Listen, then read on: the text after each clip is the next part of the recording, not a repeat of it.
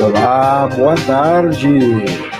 Está iniciando o programa RS em Pauta de hoje, terça-feira, dia 13 de julho, Dia Mundial do Rock. Quem estava nos acompanhando aí na programação da RS Rádio através do aplicativo e também através do site www.rsradio.com.br estava ouvindo aí uma seleção de música em homenagem, em comemoração ao Dia Mundial do Rock. Você gosta de rock? A gente gosta aqui um pouquinho na RS Rádio, entre outros estilos musicais também. Nós resolvemos marcar esse dia hoje aqui, porque estava à mão para fazermos isso. Bom, se você está nos acompanhando através do Facebook e também do YouTube, aproveita aí para deixar a sua curtida, o seu like, né, nos vídeos dessas duas redes sociais. Se não se inscreveu ainda, também aproveite para se inscrever e receber as notificações dos próximos programas. O RS em Pauta é transmitido de segunda a sexta-feira, sempre a partir da 1h da tarde, em todos os nossos canais, né? Também tem um aplicativo exclusivo da RS Rádio para Android, que pode ser baixado na Play Store. Hoje nós vamos falar aqui no programa sobre uma pauta que já debatemos por outros ângulos, em outros momentos também aqui no programa, inclusive com os convidados do Fórum Gaúcho de Combate aos Impactos dos Agrotóxicos.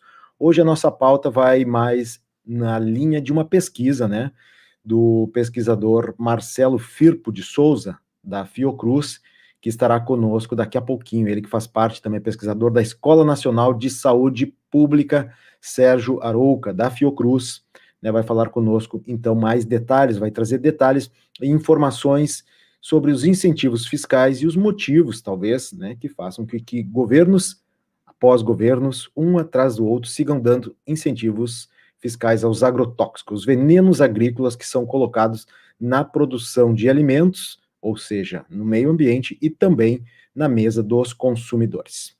Bom, antes da nossa entrevista, trazer aqui para os comentários iniciais o jornalista Luiz Augusto Kern, que aborda e está acompanhando a questão política brasileira. Boa tarde, Lac, bem-vindo. Boa tarde, Everton, boa tarde, amigos. Boa nossa pauta hoje, hein, Everton, porque valoriza a Fiocruz, o Butantan, as nossas instituições de servidores públicos que trabalham aí pelo bem comum. Muito bacana, vai ser muito interessante participar dessa entrevista. Mas, Everton, muito interessante também é acompanhar a CPI lá no Senado. A CPI está se mostrando um microcosmos da atuação política neste momento do Brasil. Não sei se tu tem essa mesma percepção que eu tenho. Olha, é parecida, Lac, porque a gente vê aquela questão de que políticos, só os políticos não prestam, políticos, isso, político, tem muita gente que critica os políticos, mas tem gente que não é política lá também, olha, tá deixando a desejar. E hoje aconteceu exatamente isso, Everton. A diretora da Precisa, que é a empresa que estava negociando com o governo federal a compra daquelas vacinas superfaturadas, que o nome dela é Manuela Medrades, ganhou o direito, através de um habeas corpus no Supremo Tribunal Federal, de ficar em silêncio na CPI. E observo que ela não quis dizer nem se ela trabalha na Precisa ou não trabalha, qual é o vínculo que ela tem. É servidora, é concursada dessa empresa, é diretora, é funcionária comum. Não quis responder nada, porque ganhou um habeas corpus do Supremo. Aí os senadores perceberam uma artimanha que vem ocorrendo. Às vésperas de alguém que pode incriminar o governo Bolsonaro ou mostrar os caminhos que essa venda superfaturada de vacinas estava percorrendo, às vésperas, os advogados desses depoentes recorrem à Polícia Federal. A Polícia Federal, que trabalha para o governo Bolsonaro, mas deveria trabalhar para o país, né? Porque é uma polícia de Estado, né? Não é uma polícia de governo. A Polícia Federal abre um inquérito para investigar essa pessoa. Esse inquérito pode dar em alguma coisa, pode dar em nada. E aí a pessoa tem o argumento para ir ao Supremo e dizer: não, eu já estou sendo investigada pela Polícia Federal. E aí existe uma lei dizendo: se tu está sendo investigado pela Justiça ou pela Polícia Federal, tu não pode falar nada. A investigação prepondera sobre outros fatores. Resultado: a CPI percebeu que a Polícia Federal está servindo, supostamente servindo, não sou eu que estou dizendo, eu não tenho condições de avaliar isso, quem está dizendo são os ministros não, os senadores da CPI da Covid, principalmente o Omar Aziz, está apontando que isso é um artifício para as pessoas ficarem caladas, Everton. Então, eu não recorri ao Supremo. Tu vai recorrer ao Supremo por alguma razão, não? Olha lá, que eu até ia te perguntar no início, eu acabei esquecendo se tu ia falar hoje ou não, ou tu ia usar o teu direito de ficar calado, né? Porque senão eu ia ter que tocar o programa sozinho aqui. Não, eu não vou poder usar o meu direito de ficar calado, porque eu não tenho nenhuma investigação contra mim aberta na Polícia Federal. Eu não cometi nada, não fiz nada, então ninguém está me investigando. E aí eu não tenho o direito de ir ao Supremo e ficar calado. Ora, isso é um artifício absurdo, porque o governo federal deveria ser o primeiro a querer encontrar a verdade. A verdade, acima de tudo, sempre disse o nosso presidente, né, que a verdade liberta, usa a Bíblia para dizer isso e tudo, e aí quando chega na hora da verdade, os artifícios são os mais escabrosos para escapar e não dizer nada, fugir, né? Então, Everton, eu não vou poder usar meu direito porque não estou sendo investigado por nada, eu vou ter que falar, né? Talvez tu não tenha nada para esconder também, se for inquirido por esta CPI, né? Porque eu acho incrível, as pessoas vão lá para serem inquiridas, né? Que é uma CPI de inquérito, Comissão Parlamentar de Inquérito, e não vão responder. Então, para que vão, né? Se não vão responder nada. O salmo, acho que é um salmo, como é que é? Direis a verdade, e a verdade vos libertará. Mas Isso. se você não quiser ir preso, pode não falar nada. Não Sim, precisa. é que aí o Salmo tem uma pequena alteração, direis a verdade e a verdade o prenderá, porque se a verdade for que tu estava fazendo coisas ilegais, tu não tem escapatória, tu vai para cadeia. Então, é assim que nós estamos vivendo no Brasil, Everton. É verdade. Bom, olha, para falar a verdade, gente, desculpa a palavra, mas quanta hipocrisia. Enfim, vamos lá. Essa CPI que deu o que der e que os culpados, se houverem, né, assim forem, que cumpram e paguem pelos seus erros. O que não pode é a população brasileira continuar pagando aí com mais de 500 mil de óbitos e sabendo que muitos desses poderiam ter sido evitados, muitas famílias poderiam não estar enlutadas se tivéssemos tratado de uma forma mais séria e não arruaceira a política brasileira. Mas, enfim, temos uma presidência que faz palhaçada a todo momento, dá risada, mas isso a gente já falou aqui, e por incrível que pareça, ele ainda tem apoio. Está perdendo muito apoio, as pesquisas estão mostrando. Ele perde muito apoio e perde a confiança da população, e não poderia ser diferente, era só uma questão de tempo. Tem um ditado que diz que uma pessoa pode mentir para muita gente por muito tempo, mas não para todos o tempo todo. Então, as máscaras vão caindo, né, e as urnas estarão aí logo à frente. Espero que a gente possa votar e escolher democraticamente os próximos representantes, porque, sinceramente, este governo, do jeito que está, é complicado, viu? É complicado. Bom, uma boa tarde aqui a todos os nossos ouvintes que estão nos acompanhando, a Bruna comentando aqui, a Bruna da nossa produção, no Facebook, no YouTube, perdão, e quem também está nos acompanhando através da RS Rádio, aplicativo e da rádio. Nós vamos entrar agora na nossa pauta principal de hoje, que é falar sobre a questão dos venenos agrícolas, os famosos incentivos, entre aspas, incentivos fiscais para a produção, comercialização de agrotóxicos, né, os venenos agrícolas. Antes de chamar o nosso convidado aqui, eu vou ler o currículo dele, né, o breve currículo resumido para que nosso ouvinte possa conhecê-lo. Então, Marcelo Firpo de Souza Porto, ele é pesquisador da Escola Nacional de Saúde Pública Sérgio Arouca da Fiocruz, coordena o Núcleo de Ecologia, o NEPS, Núcleo de Ecologia, Epistemologia e Promoção Emancipatória da Saúde, é graduado em Engenharia de Produção e Psicologia, possui doutorado em Engenharia de Produção pela COP, da Universidade do Rio de Janeiro, e pós-doutorado em Medicina Social pela Universidade de Frankfurt. Ele é investigador, colaborador do Centro de Estudos Sociais da Universidade de Coimbra. Bem-vindo aqui ao nosso programa, Marcelo, uma boa tarde. Boa tarde, Everton, boa tarde, Lac, boa tarde aos ouvintes da rádio. É um prazer estar aqui com vocês. Obrigado, Marcelo. O prazer é sempre nosso aqui. Marcelo, inicialmente eu queria que tu trouxesse para nós algumas informações. O que te motiva, em primeiro lugar, enquanto pesquisador, a pesquisar sobre essa área, né? Sobre a questão dos aspectos negativos do agrotóxico, né? Da cadeia do agronegócio. Bom, eu sou um pesquisador há muito tempo, eu sou pesquisador da Fiocruz desde 1986, comecei trabalhando sobre os efeitos dos riscos das cargas de trabalho sobre a saúde dos trabalhadores e trabalhadoras, e ao longo da década de 90 fui migrando para a área que a gente chama de saúde e ambiente. Uhum. Então, e já há bastante tempo faço também parte do grupo de trabalho Saúde e Ambiente da Associação Brasileira de Saúde Coletiva, a Abrasco.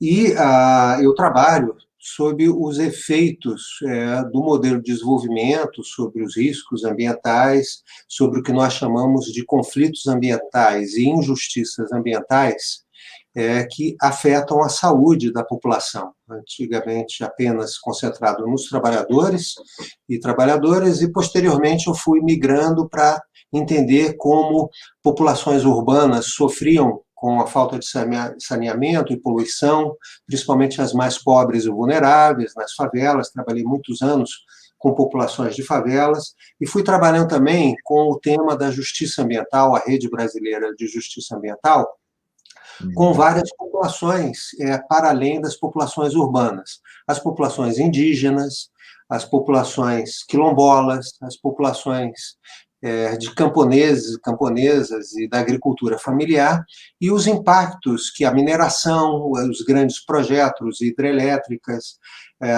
e, em especial, nesse momento, eu diria, além das infraestruturas, a mineração e o agronegócio, ou seja, a agricultura capitalista, das grandes plantações, dos grandes monocultivos que produzem uma série de efeitos. E nesse percurso eu passei também a fazer uma parceria, fui orientador do doutorado, e desde então é uma honra trabalhar com um pesquisador do IBGE, um economista que há muitos anos trabalha com o Wagner Soares, que trabalha com os impactos negativos, o que os economistas chamam de externalidades negativas, que há toda uma movimentação da economia, mas muitas vezes existem efeitos não que são propriamente desejados por aquela atividade da economia, mas que geram desemprego, geram poluição ambiental, geram problemas de saúde. E esse pesquisador e parceiro, o Wagner Soares, fez uma tese de doutorado e depois publicamos, inclusive, em revistas internacionais e brasileiras, vários estudos sobre o que nós chamamos de externalidades negativas do uso de agrotóxicos no Brasil, ou seja, os impactos negativos do uso de agrotóxicos. Esse problema ele se agrava muito a partir de 2007, 2008, quando o Brasil alcança o título de principal consumidor de agrotóxicos no mundo. Desde então tem variações, mas ele continua sendo sistematicamente, se não o principal, frequentemente um dos principais consumidores. Há uma crítica em relação a esse dado, porque se diz que por hectare outros países consomem mais, mas em termos de quantitativo bruto, o Brasil é disparado, nos últimos 15 anos, o país que tem mais consumido agrotóxicos no mundo. E isso é justificável, em tese, pelo aumento da produtividade agrícola, para evitar as pragas, mas, entre outras coisas, destrói ecossistemas, diminui e afeta a biodiversidade, afetam abelhas, que são extremamente importantes na polinização e na produtividade de várias culturas, inclusive a maçã, por exemplo, no Rio Grande do Sul e outros países do Sul, outros estados do Sul, e, acima de tudo, no nosso caso, ele está associado a dois problemas. Um, que é o problema de saúde pública. Trabalhadores que aplicam, pessoas que consomem alimentos contaminados, águas que são contaminadas pelo uso de agrotóxicos, de um lado, e, de outro lado, o uso de agrotóxicos, ele está diretamente associado à expansão dos monocultivos de grande extensão. E esse é um dos assuntos que eu acho que a gente vai conversar aqui agora. Por que o agronegócio depende tanto dos agrotóxicos? Se pode produzir sem agrotóxicos, mas não se pode produzir em grandes extensões sem agrotóxicos. Perfeito, uma ótima introdução aí, Marcelo. Eu tenho aqui em mãos, né, um relatório que foi publicado, na verdade, em fevereiro do ano passado, em fevereiro de 2020, com atualização, né, no mês de outubro também de 2020. Recente, a gente pode dizer que é recente, que ele diz que afirma ali que uma política de incentivo fiscal a agrotóxicos no Brasil é injustificável e insustentável. Esse é o título, inclusive, do relatório. E aqui no interior dele tem um parágrafo, né, que vocês dizem que procuramos estudos sobre o Brasil que avaliem e eventualmente corroborem tais benefícios sociais associados à subvenção dada aos agrotóxicos, né, ou seja, os incentivos fiscais. Por exemplo, o número de empregos gerados no setor e o percentual de redução no preço da cesta básica. Eu queria que nos falasse um pouquinho sobre essa busca, essa procura de vocês por esses dados que não encontraram. Bom, primeiro, se você permite, eu gostaria de contextualizar esse estudo. Esse estudo ele foi feito pela Associação Brasileira de Saúde Coletiva, a Abrasco, como um pool, um conjunto de instituições que também apoiou uma ação de inconstitucionalidade ao incentivo fiscal que, desde 1997, 98, é realizado no Brasil. É uma ação que está acontecendo no STF já há bastante tempo e vem sendo prorrogada há muito tempo. O STF ainda não deu um veredito final sobre a inconstitucionalidade desses incentivos. E qual o argumento, então, de por que fazer incentivo aos agrotóxicos? Se trataria de um insumo a mais, como o trator, as enxadas, etc., para tornar a agricultura brasileira mais viável, mais produtiva, inclusive reduzir o preço da cesta básica. Esse é o argumento que foi utilizado. Só que esse argumento, um dos aspectos fundamentais do incentivo fiscal o incentivo fiscal significa você reduzir a quantidade de impostos numa ou noutra área, ou numa situação de crise, ou para beneficiar quem? A sociedade. É a sociedade que está deixando, é o Estado que está deixando de arrecadar impostos e deixando de pagar a aposentadoria, pagar o sistema de saúde, pagar a educação, ou pagar o que quer que seja. E numa situação, inclusive, de crise fiscal, seria de se esperar, e essa é uma das necessidades de qualquer política de subsídio fiscal, é que, sistematicamente, após uma discussão e uma justificativa inicial, que essa política ela seja acompanhada de estudos que vão verificar o quê? Que ela está gerando benefícios para a população e atingindo seus objetivos. E o que a gente afirma é que não existem estudos no Brasil que verifiquem as vantagens dos subsídios desde que ele foi criado na década de 90. E o que também nos assusta e que leva a essa questão é como podemos comparar tratores, pás e outros insumos agrícolas aos agrotóxicos. Os agrotóxicos, alguém pode justificar e defendê-los em determinados contextos, mas ele é necessariamente, e isso é uma vitória da legislação brasileira que está tentando ser modificada pelo Congresso Federal, e particularmente com a atuação da bancada ruralista, o nome dele já mesmo diz, ele é um agrotóxico. Ele é tóxico para as plantas, para certos insetos, mas também é tóxico para os seres humanos. Então, não existem agrotóxicos que podamos tomar, cheirar e não faça mal. Eles têm diferentes graus de toxicidade e de implicações, mas alguns deles são implicações muito sérias. Elas afetam o sistema nervoso central. Isso, em situações de depressão, pode aumentar o nível de suicídio. Produzem câncer. Então, é preciso se tratar com todo um carinho e todo um debate, toda uma justificativa o tema dos agrotóxicos. E é por isso que não se pode dar subsídio ao agrotóxico do mesmo jeito que se subsidia outros assuntos. Talvez eu possa parar um pouco, porque eu tenho vários assuntos para falar sobre a quantidade o que isso implica no Brasil, em termos de o que se deixa de pagar, porque, na verdade, são subsídios que afetam a União, ou seja, a União, através do PIS/PASEP, através do IPI, do Imposto de Importação, desonera o pagamento das pessoas, empresas envolvidas no pagamento de agrotóxicos, que deixam de pagar os impostos, mas quem mais quem mais desonera são os estados, são as receitas estaduais. Eu suponho que os auditores fiscais do Rio Grande do Sul sabem muito bem disso, porque no total, 63% no ano de 2017 da desoneração era do ICMS, dos estados.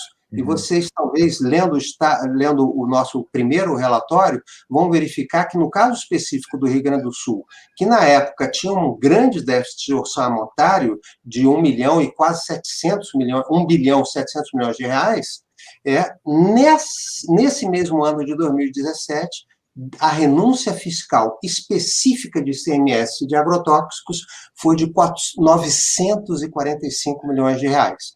Ou seja, não é pouca coisa para um país e para um Estado que diz que está em crise fiscal. Mais de 50%, né, nesse período, que tu citasse.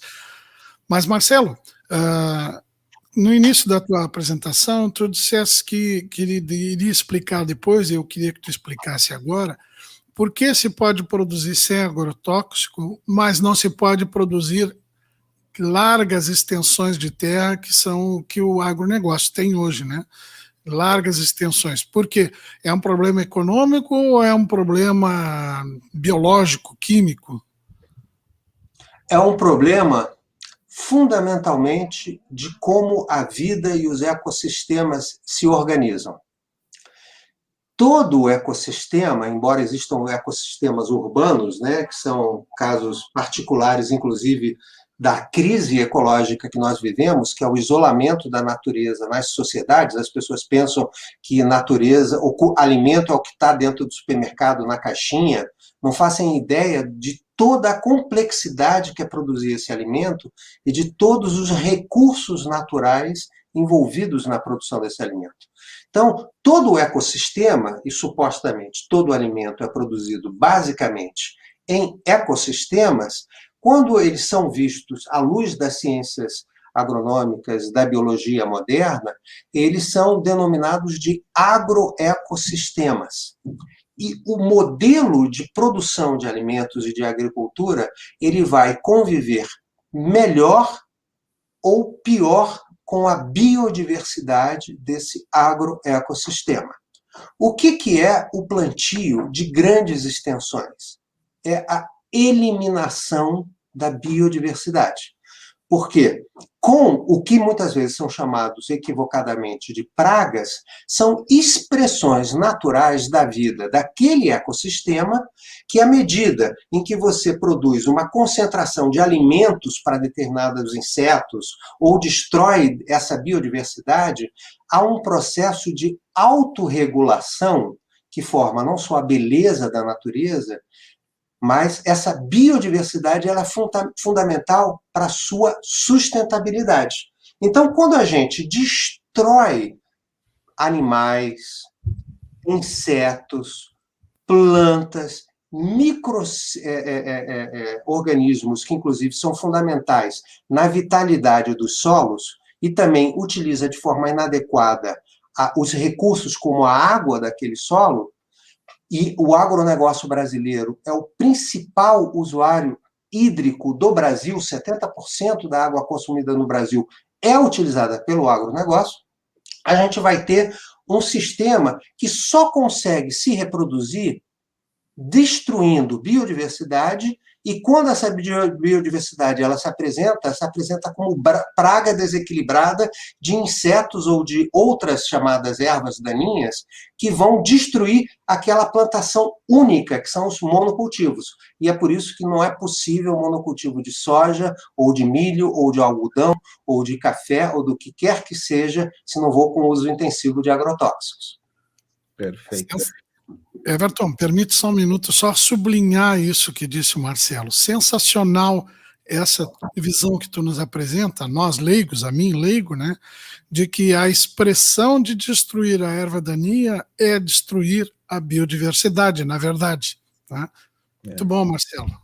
Tanto que nessa linha, né, Marcelo, algumas pessoas que defendem os agrotóxicos, como o Marcelo falou aqui, é um termo que está na lei. Na lei, por obrigação, o termo é esse, é agrotóxico e não tem outro. Mas usam de eufemismos, como, por exemplo, defensivos agrícolas, né? Como se a planta soubesse ler e ela entendesse que aquilo defende ela das outras plantas, né? Das outras plantas que estão em volta, enfim. Mas nessa linha, Marcelo, tem um dado, antes de fazer uma pergunta, tem um dado aqui da Associação dos Auditores Fiscais da Receita Estadual. Lembrando aqui, o nosso programa, né, ele é mantido pelo Sindicato dos Auditores Fiscais da Receita Estadual e os mesmos auditores que têm uma associação, a FISVEC. E no site deles, eles mostram um contador chamado de incentivômetro, na mesma linha do impostômetro. Né, e esse contador, ele demonstra por segundo o valor investido pelo Estado na iniciativa privada através da concessão de incentivos fiscais do ICMS, que entra essa questão que tu citaste dos impostos. Este ano, até o dia de hoje, já está em 4.929.967.000 reais que o Estado abre mão. E nos anos anteriores, que o site nos coloca aqui também, o site dos auditores da Fazenda Estadual, diz que em 2020 foram 9.403.000.000, em 2019 mais de 9 milhões, 2018 também mais de 9 milhões e assim por diante. O Estado vem abrindo mão há muito tempo de recursos, né, que deixam de ser investidos aqui no Estado gaúcho, que é o local onde a gente está citando. E eu te pergunto na seguinte linha, Marcelo, muitas vezes os defensores dos incentivos fiscais para agrotóxicos, principalmente para soja, como tu te referiste agora, dizem que impostos não podem ser exportados. A maior parte da nossa soja produzida aqui no estado, a soja transgênica com alta carga de agrotóxicos, ela é exportada como commodities e por isso ela é isenta de impostos. Esse discurso procede de que não pode ser exportado impostos junto com as nossas commodities? Me parece estranho, porque você pode até dar incentivos para uma indústria nacional para exportar carros, exportar aviões, porque isso vai aumentar a capacidade de exportação, fazer o equilíbrio da balança fiscal. E, sem dúvida, a exportação de commodities agrícolas ela é muito importante para a geração de receitas de exportação, mas esse discurso, ele é totalmente sem sentido quando a gente pensa o sentido do incentivo e o sentido do imposto.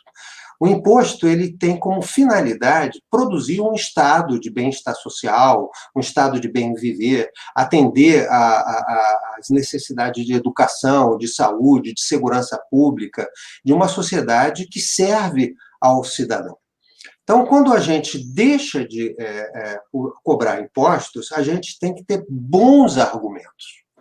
E essa, então, eu acho que eu quero aqui saudar os auditores fiscais, não só do Rio Grande do Sul, mas, inclusive, é importante dizer que uma das bases iniciais do nosso trabalho para fazer o primeiro relatório foi um estudo importante feito pelo TCU lá de Brasília. Ou seja, todo o trabalho da racionalidade que esse é o sentido, na verdade, da ciência. A pessoa estuda direito, estuda biologia, estuda matemática, estuda economia, para não só crescer como sujeito, cuidar da sua família, mas também para cuidar da sociedade e promover uma sociedade que seja justa e que seja próspera. Então, esse argumento do tributo tem que ser muito bem estudado. E todo tributo, todo imposto e toda desoneração vem para o bem e vem para o mal. E cabe ao conjunto da sociedade maximizar o bem e reduzir os efeitos negativos desse processo. Então, é óbvio que quando a gente exporta também os impostos que são necessários para exportar ou para incentivar aquela produção, mas o que acontece com os agrotóxicos é que, como eu expliquei anteriormente, a gente não exporta leguminosas, verduras, que a gente come no nosso cotidiano. A gente exporta commodities cujo preço, inclusive, é regulado na Bolsa de Chicago, nas bolsas internacionais. Os impostos do Brasil vão interferir muito pouco sobre o preço final desses produtos agrícolas, que são as commodities exportadas. Quem define isso é o mercado internacional. Inclusive, essa é uma das discussões, das críticas que são feitas. A gente vai aumentar os impostos, coitado da população brasileira, justamente os mais pobres e vulneráveis vão ter que pagar uma cesta básica mais cara. O imposto vai incidir fundamentalmente, 80% da sua carga fundamentalmente vai para as commodities, a agricultura do agronegócio que exporta soja, milho, algodão, café, e tem mais um que eu não me lembro, acho que não me lembro qual que é o outro, mas que são commodities agrícolas. Quando a gente foi, inclusive, no segundo relatório que publicamos em outubro de 2020, a gente demonstrou que o impacto, e houve um estudo, inclusive, de auditores fiscais, se eu não me engano, tem uma parte do Estado brasileiro que ainda tem tanta gente boa que pode salvar o nosso país, né? Quando a gente vai ver pessoal do Ministério Público que não está envolvido em situações desagradáveis para o país, quando a gente vai ver auditores fiscais e pesquisadores de universidades públicas, professores, profissionais de saúde, tanta gente dando a vida, a alma e o seu conhecimento pelo país, eles lá mostraram que os impactos no Paraná do aumento de agrotóxicos ia ter uma redução mínima ou muito pontual e pequena nos produtos que influenciam na cesta básica. E a gente também fez essa aproximação. O nosso estudo vai nessa direção. Então, quem vai ser prejudicado fundamentalmente? Vai ser as pessoas que vão ter que aumentar os seus custos de produção pagando mais agrotóxico e, por causa disso, vão perder o seu lucro. Então, fundamentalmente, o aumento de agrotóxicos vai reduzir o lucro da produção dos grandes produtores que exportam commodities no Brasil. E aí, então, pode se perguntar, mas, então, qual é o sentido disso? O sentido é justamente esse. O grande agronegócio controla a maior bancada política do Congresso, a bancada ruralista, uma das mais expressivas, influencia e manteve em todas essas últimas 3, 4 décadas o nome do Ministério da Agricultura a serviço desse desenvolvimento, desse modelo de agricultura, e ainda por cima agora eles dizem é impossível, na verdade, produzir sem agrotóxico. Não é verdade. A gente vai ver com que todas as experiências de taxação com aumento de impostos, principalmente dos agrotóxicos, mais severos e que mais afetam o meio ambiente e a saúde humana, sempre produziu uma transição, fortaleceu o processo de transição para uma agricultura agroecológica ou orgânica. Ou seja, aumentar os agrotóxicos vai fazer aquilo que nem a presidenta Dilma teve força por pressão do agronegócio para implementar, que é o Programa Nacional de Redução de Agrotóxicos, o PRONARA, a transição para o apoio à transição agroecológica dos pequenos e médio agricultores, e mesmo grandes agricultores, até dependendo da forma como que eles vão manejar essa biodiversidade dentro dos diferentes tipos de plantio dessas commodities. Ou seja, o que existe, na verdade, é uma busca de lucro de curto prazo e que coloca invisível os efeitos negativos e jogam argumentos que, como somos muito poucos aqueles que fazem estudos sérios sobre isso, e como a grande imprensa é frequentemente, inclusive, patrocinada por grandes grupos econômicos que produzem agrotóxicos, que exportam commodities agrícolas,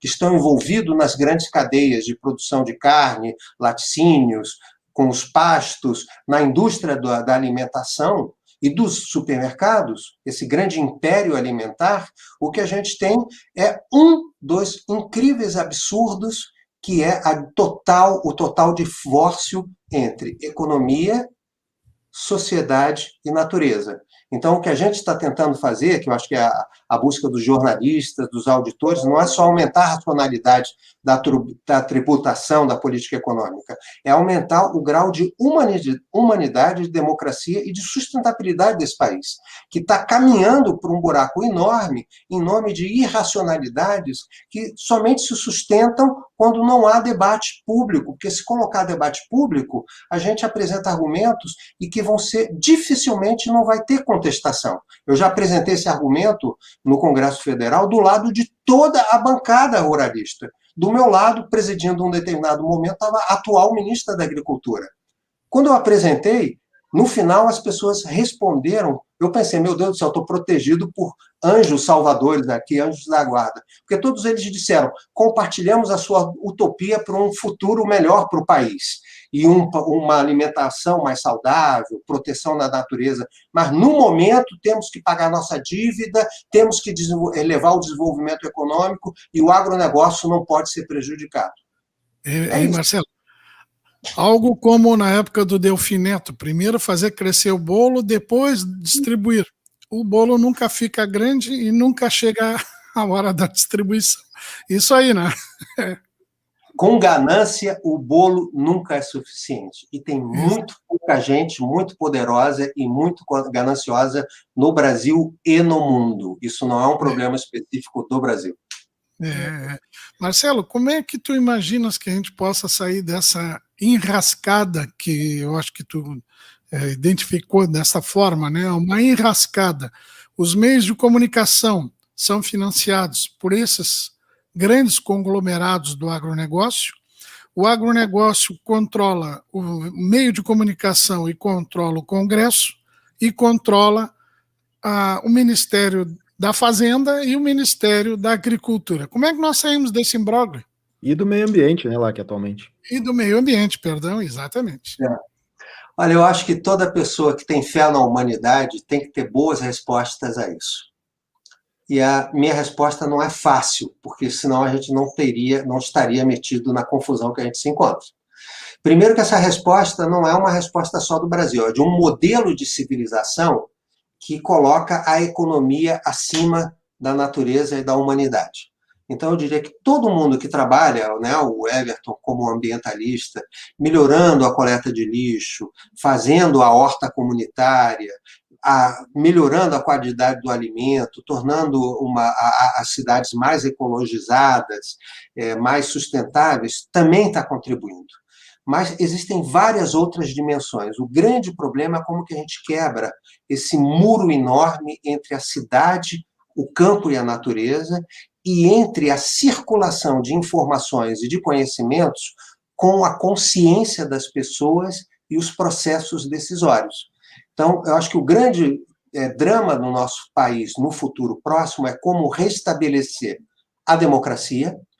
E é óbvio que quem quer acabar com terra indígena, quem quer acabar com terra quilombola, quem quer acabar com áreas de proteção ambiental, não está interessado na democracia. Precisa, inclusive, de discursos, ainda que não concorde necessariamente com todos, que vão no caminho do fascismo social.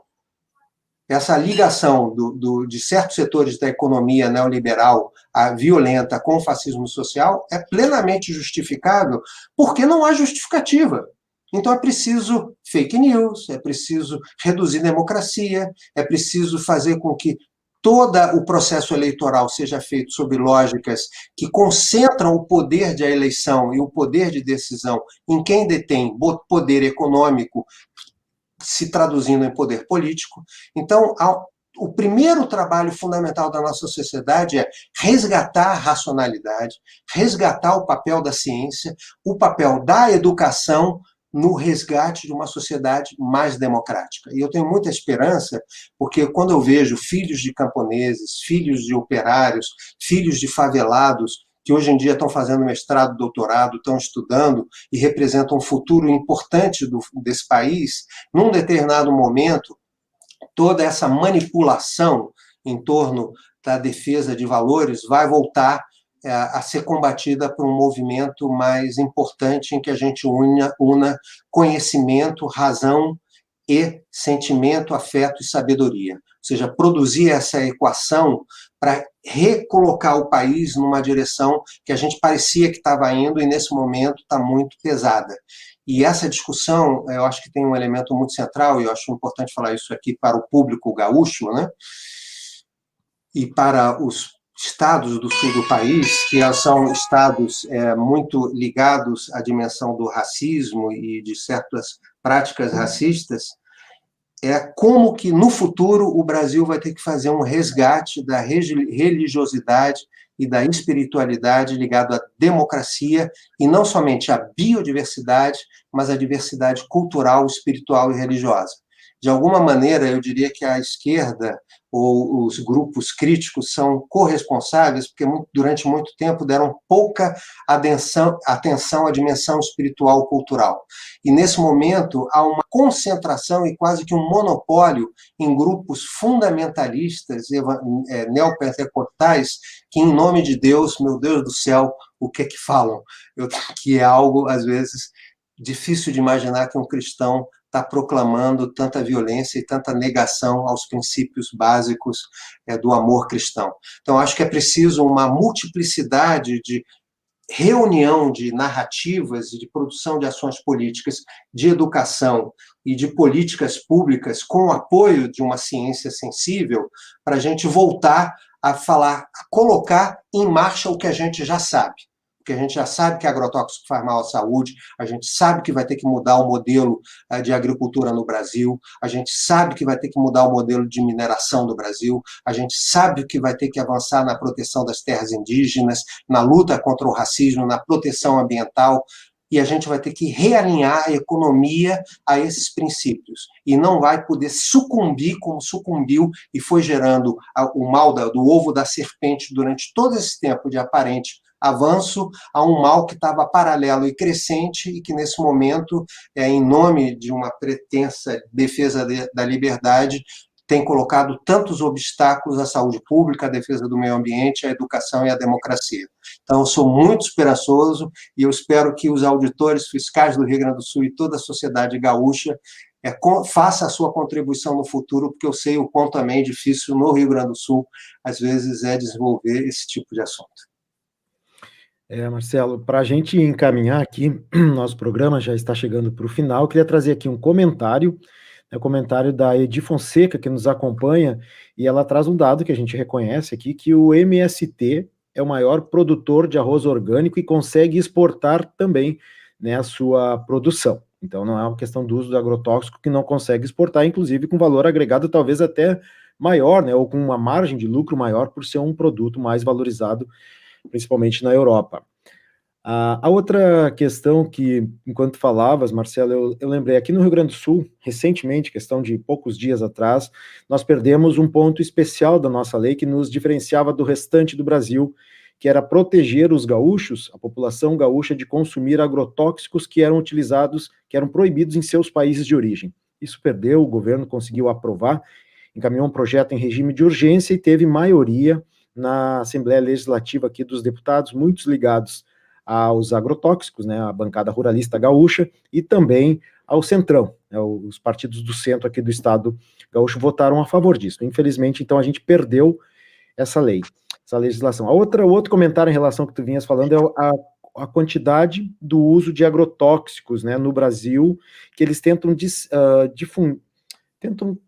mudar um pouco a compreensão do nosso consumo, enquanto ao nosso consumo, dividindo por toda a área do Brasil, que é uma área gigantesca e que tem espaços como a Amazônia, por exemplo, áreas do Pantanal e várias unidades de conservação onde não se pode plantar. Então, ali não se usa agrotóxico, mas se for considerar só na área de plantio, certamente somos um dos maiores. E nesse ponto eu queria trazer, para a gente encerrar, mais um trechinho aqui, para o teu comentário do relatório, né, relatório que eu já disponibilizei aqui para os ouvintes, para quem nos acompanha através do Facebook e do YouTube, eu liberei ali o link para vocês, disponibilizei, para quem quiser ter acesso ao relatório, né, e ler ele na íntegra depois com mais calma. Num trecho, em relação à socialização dos custos, tá? Dos custos dos incentivos. Afinal, o Estado dá um incentivo para uma determinada área, para uma determinada cadeia produtiva, mas socializa com toda, né, com toda a população. O trecho diz assim, ó, a literatura especializada conta que o custo social com agrotóxico nos Estados Unidos aproximou-se de 11,6 bilhões de dólares anuais. Arriscaríamos a dizer que no Brasil os números não devem ser tão diferentes. Afinal, o Brasil consome mais que o volume empregado nas lavouras estadunidenses, faz uso de substâncias mais perigosas e possui uma maior vulnerabilidade institucional para regular e controlar o uso e produção dos agrotóxicos. Esse ponto final, principalmente, né, a questão da fiscalização, o governo que tem combatido, inclusive, as nossas entidades tão especiais como é a Fiocruz, o IBAMA e o ICMBio, né, entidades de fiscalização. Eu queria que tu comentasse esse trecho para a gente encaminhar aqui o final do nosso programa. Certamente a gente não consegue abordar todo o estudo, né, todo o relatório, que é bastante amplo.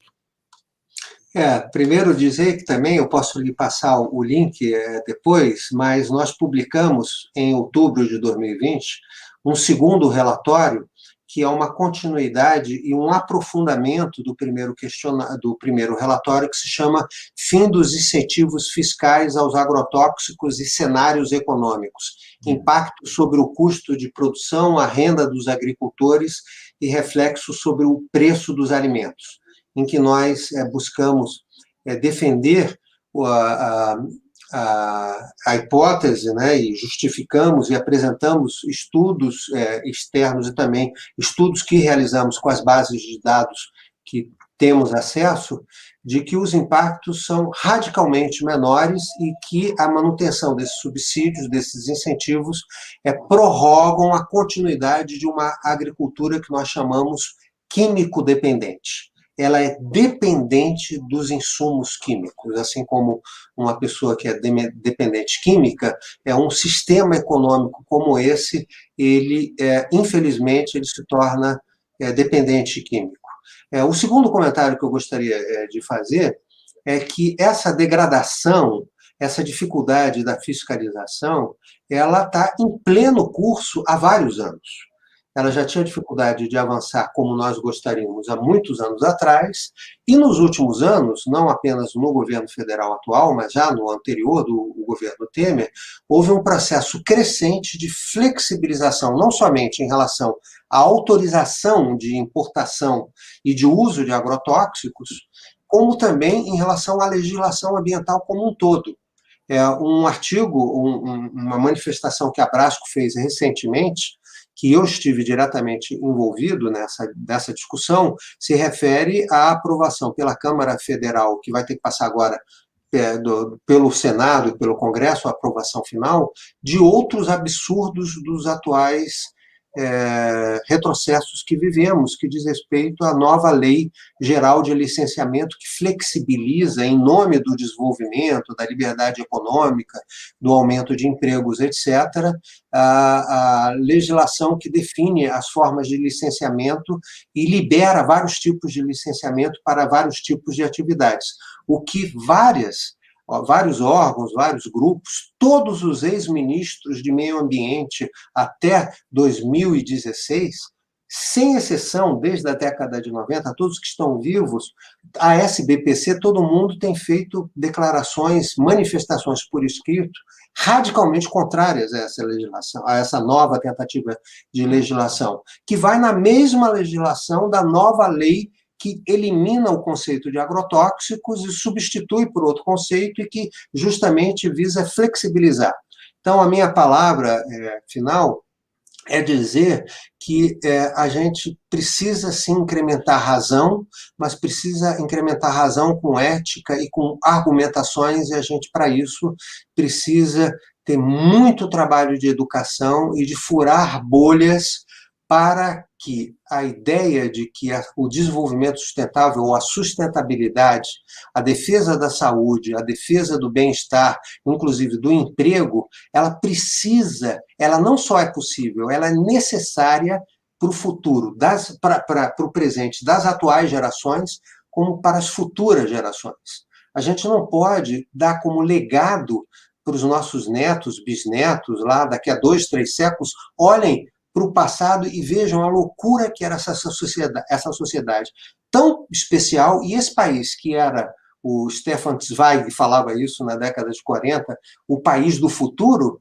O que eles estavam fazendo nesses períodos? Eu espero que eles possam dizer, eu não tenho bola de cristal, que no futuro a gente vai se realinhar e fazer com que a discussão do futuro do petróleo e do pré-sal possa ocorrer, mas necessariamente é uma transição para uma energia limpa e uma matriz energética sustentável. A gente não pode fazer agronegócio, fazer monocultivo, fazer mineração, explorar petróleo, como se não tivesse nada a ver com a crise que a gente está vivendo. Então, eu espero que haja sabedoria suficiente para que a gente coloque novos rumos na democracia, na educação, na economia e, acima de tudo, na defesa da saúde e do ambiente, nessa discussão da sustentabilidade, que é tão cara para nós que temos responsabilidade com o futuro e também com as gerações atuais. Tá certo, uma ótima mensagem final aí, Marcelo, para o nosso programa. Te agradecemos muito a tua participação hoje aqui com a gente. Vamos seguir acompanhando aí teus estudos, o estudo do núcleo também que tu coordenas, né, o NEPS, Núcleo de Ecologia, Epistemologia e Promoção Emancipatória da Saúde, né? Um grande abraço aí aos teus colegas pesquisadores, a todos os funcionários da Fiocruz. Temos um ex-colega nosso, jornalista também, que atua, né, que passou no concurso, ele trabalhava aqui com a gente, passou no concurso e trabalha agora na Fiocruz também, né? A gente manda um abraço, então, para todos e te agradecemos mais uma vez a tua participação aqui, pela primeira vez, esperamos que de outras, aqui no RS em Pauta. Um grande abraço, Marcelo. Um grande abraço para todos vocês, para todos os ouvintes.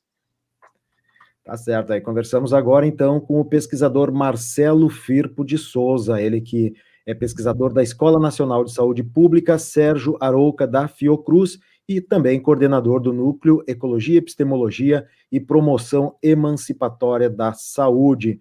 Participou aqui hoje conosco do RS em Pauta, trazendo muitas informações aqui para os nossos ouvintes. Bom, antes a gente encaminhar lá, diga lá. Muito bom, né? Muito bom, né? Excelente, com visões muito claras e visões objetivas sobre a situação que nós estamos vivendo, né? A Fiocruz, ela tem uma grande produção científica, né? E todos os nossos convidados que já vieram aqui, mais de um da Fiocruz, assim, tem excelente conteúdo, e a gente procura, através da nossa produção, né, a produção do programa aqui, que é feita através da Liege Saldanha, a gente procura trazer conteúdos de excelente qualidade. Esperamos que os nossos ouvintes percebam, né, e consigam estar conosco, gostando do conteúdo. Os comentários de vocês aqui sempre é muito importante para nós. Antes da gente encerrar o programa de hoje e anunciar o que teremos amanhã, né, eu queria mostrar para vocês, para o LAC, inclusive, para quem nos acompanha, vou botar aqui na tela o meu perfil do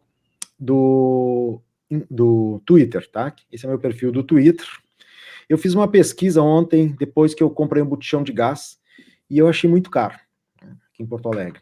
Aí eu fui fazer uma pesquisa e avancei um pouquinho sobre o preço do botijão de gás, também o preço da gasolina em relação ao salário mínimo e o índice de desigualdade social no Brasil.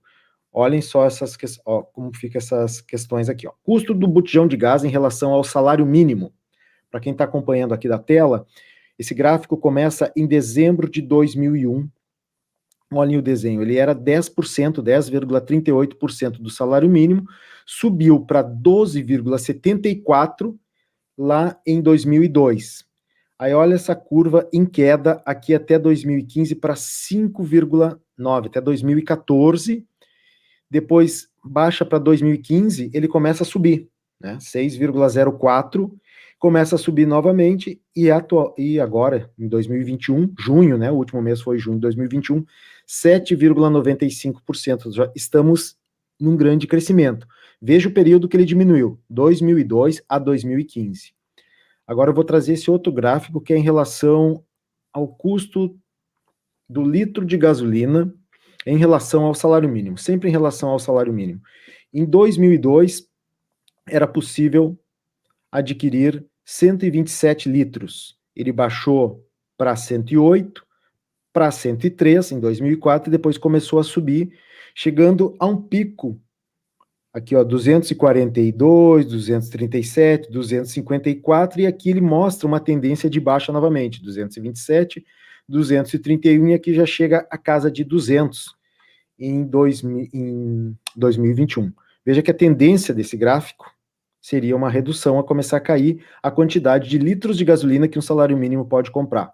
Tá bom? 2 dados que mostram a perda do valor de compra do salário mínimo. Esse aqui é a Agência Nacional do Petróleo, né? E o primeiro gráfico que eu mostrei é a Agência Nacional do Petróleo também, tá? Porque nós estamos falando de gás de cozinha, o GLP, e também do combustível. Esse outro gráfico mostra o índice de Gini. O índice de Gini vai de 0 a 1, quanto mais próximo de 0, ou seja, 0 seria a igualdade total, todo mundo ganharia a mesma coisa. Se chegasse em 1, uma pessoa só ganharia toda a renda que o país tem. Tá? Isso aí é só hipotético, né? Não acontece isso. Mas, ou seja, quanto mais perto de 1, mais igualdade ou menos desigualdade existe. Então, acompanha aqui no gráfico, de primeiro trimestre de 2012 até 2015, há uma certa estabilidade. Tá? Depois, de 2015 a 2020, ele cresce, e 2020, ano da pandemia, ele cresce muito. A desigualdade cresce no Brasil, então, nos últimos anos, a partir de 2015. Eu queria trazer esses dados para vocês, porque me intrigou muito, Lac, e ele mostra exatamente um período de mudança de governo. Né? 2015, governo Temer, até os dias de hoje, aumentando o preço do gás de cozinha, aumentando o preço da gasolina em relação ao salário mínimo e aumentando a desigualdade no Brasil. Vocês podem fazer essa pesquisa mesmo no próprio Google, né, e peçam a série histórica dos preços e também do índice de desigualdade. Esse aqui é muito novo, tá? Evolução da média do coeficiente Gini, conjunto das regiões metropolitanas do Brasil. É uma pesquisa nacional por amostra de domicílios do IBGE, e ela foi divulgada pelo Observatório das Metrópoles, que entre as entidades que participam, né, o Ministério, tem também a PUC do Rio Grande do Sul, aqui os pesquisadores participam do Observatório das Metrópoles.